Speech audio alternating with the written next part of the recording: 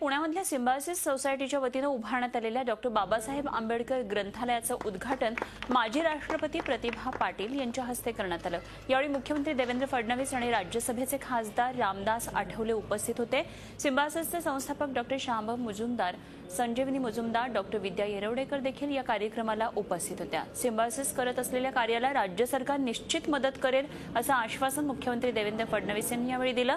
तर रामदास आठवले यांनी देखील मुख्यमंत्री कायद्यामध्ये बसणारे निर्णय घेतील आणि योग्य ती मदत करतील असं मत व्यक्त केलंय।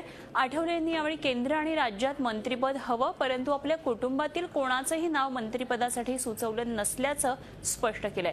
तसेच आपण पंतप्रधान मोदी यांच्या ऑफरची वाट पाहत असल्याचंही ते म्हणाले।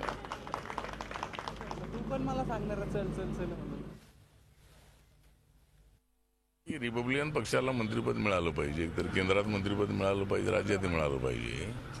आणि मी काय माझ्या कुटुंबातलं नाव काय पुढे केलेलं अजिबात नाही आहे। ती चर्चा फक्त अशीच अनावश्यक आहे।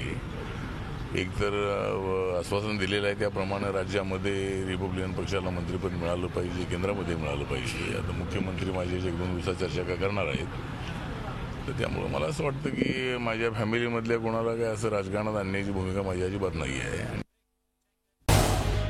झी 24 तास रहा एक पाऊल पुढे।